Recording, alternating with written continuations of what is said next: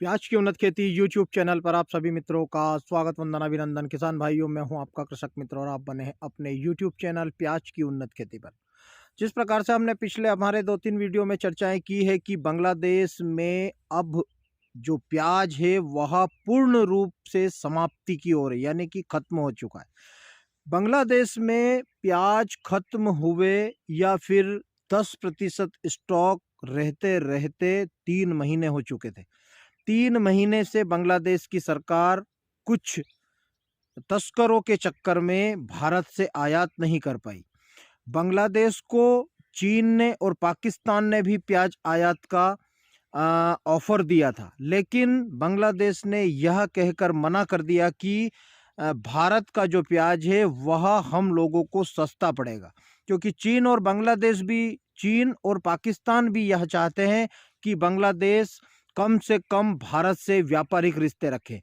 लेकिन आज की कंडीशन में यदि बांग्लादेश भारत से प्याज कम खरीदता है और चीन और पाकिस्तान से खरीदता है, तो उसको जो प्याज बांग्लादेशी टका में 90% के आसपास आकर बांग्लादेश गिर रहा है, वही प्याज उसे वहां से 150 में आकर गिरेगा।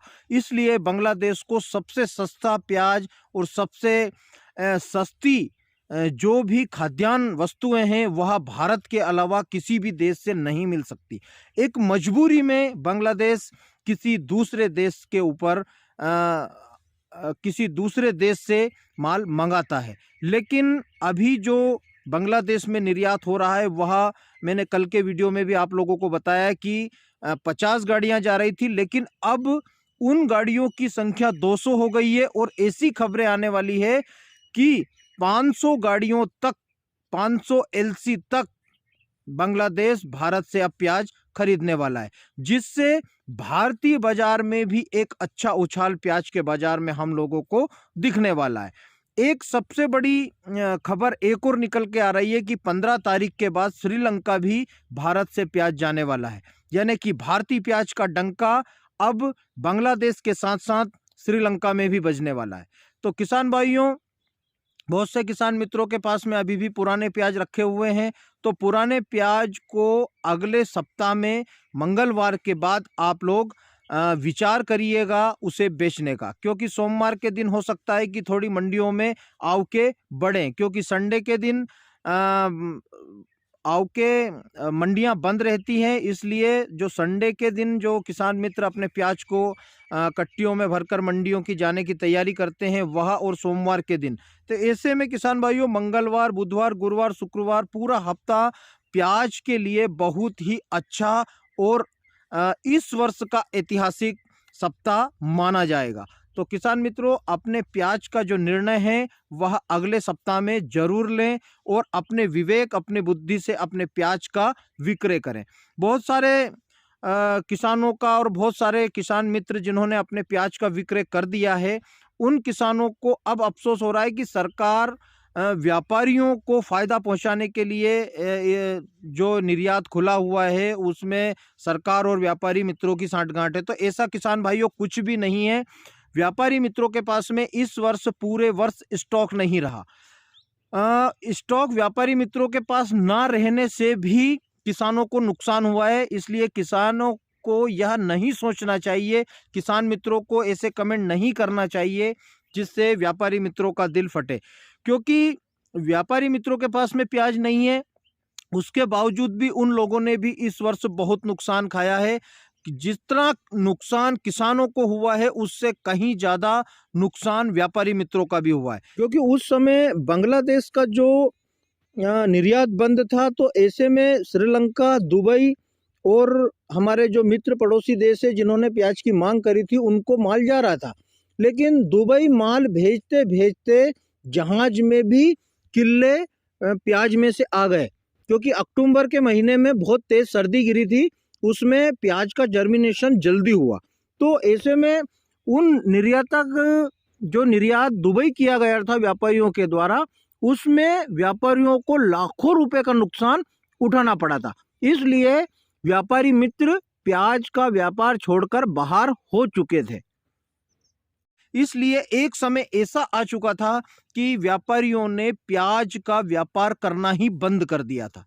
तो प्याज का व्यापार जब करना किसान मित्रों के साथ साथ उनका प्याज मंडियों में गया और व्यापारी मित्र वहां से हट गए, उन्होंने मंडियों को छोड़ दिया।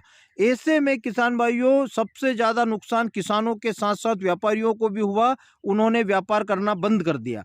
लेकिन अब जो तेजी हम लोगों को प्याज के बाजार में दिखाई दे रही है, तो ऐसी तेजी में बहुत से जो व्यापारी घर बैठ चुके थे वह फिर से मंडियों में आकर अपना व्यापार स्टार्ट किया है।